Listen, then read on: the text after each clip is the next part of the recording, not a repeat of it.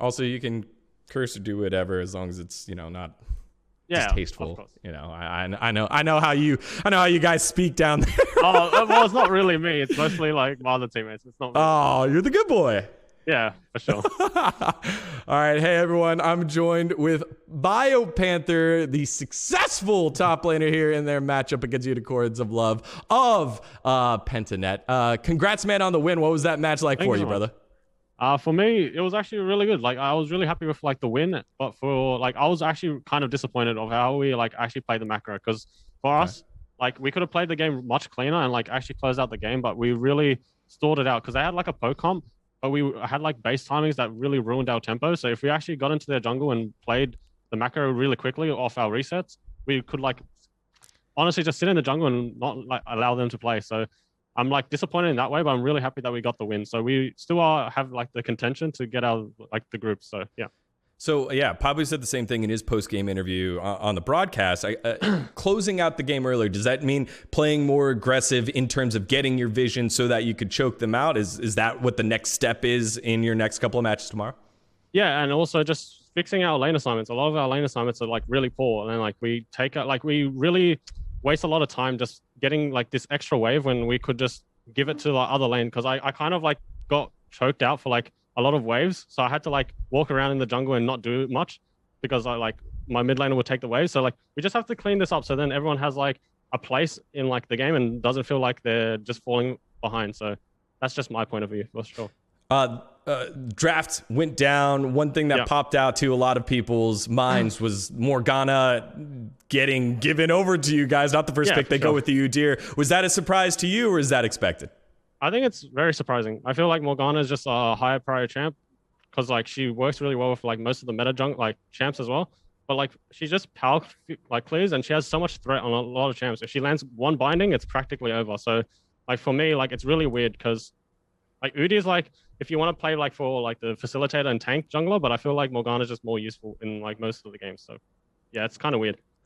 What did you learn in your first 3 matches that you probably transferred into this 4th match that led to the win?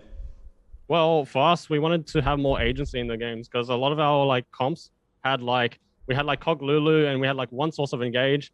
And then whenever I like, for example, when I played that Ornn game and then like I disappeared, they all respected, and then they just perma shoved every side wave. And so we always had like we just kept losing minions and we can never contest anything. So for us, we're just having like more like threat on support, jungle, like top. That's why like I'm picking like. For our team, it just works for me to just pick Gnar because like I'm just gonna engage and just fight everything, and that's like our mentality. We just want to keep fighting because like that's our play style, and like we're really good at team fighting, so we should just stick to that style. So it's really good.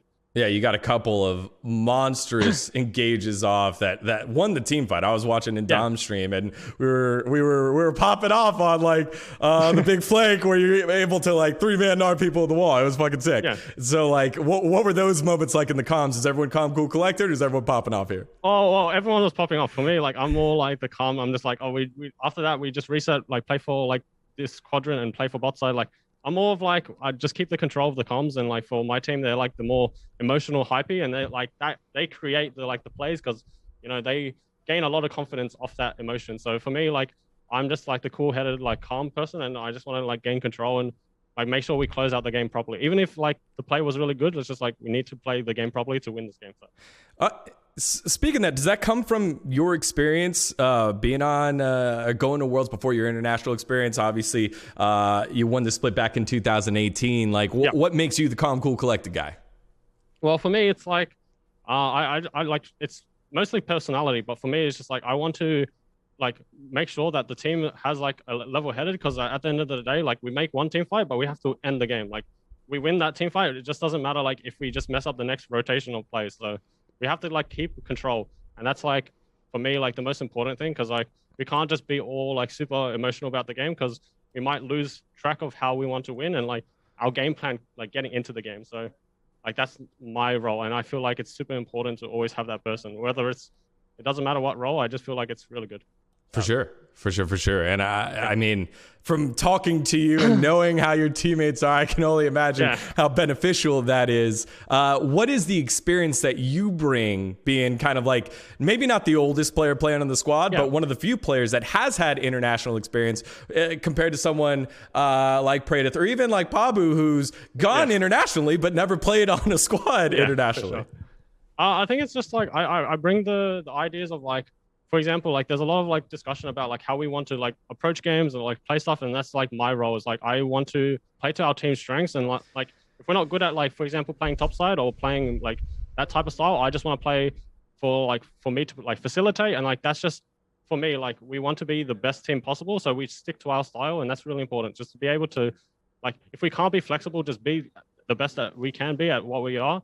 So that's why we drafted the way that we did, and it's like, to me, that's what I bring the most, because like I know how these drafts are going to go, and like we will win these drafts more so, even though it's like a draft deficit, because like that's how we like to play. So yeah, you know, given the state of the Oceanic region at the beginning of the year, you know, knowing that Osh was dissolving, the office was moving, then there's this emptiness for a little while, not sure what was going to happen, then announcing that Osh players can go to North America, and then LCO popping up, getting the victory in the season after all that uncertainty, and then getting a win here, at least the international stage. What does that mean to you, this whole journey this year? It just means so much, because I feel like there's a lot of players here that like actually deserve like this opportunity, and like at the same time, like there's many regions that like there will be players that like should be looked at, and like we should appreciate that there's like a lot of good players out there, but just have not found that opportunity to be, like reach that big stage. So to me, it's really like amazing that like the LCO like happened, and like was still able to like produce and like allow us to like present our stage like self on stage, because like right now we're actually in contention to actually get like second seed. So like it's actually amazing. So like if we just perform tomorrow, then I'm like, we can actually make it out of group. So like that's our game plan for sure. All right, Biopanther, the floor is yours. What do you have to say to your fans before we sign off?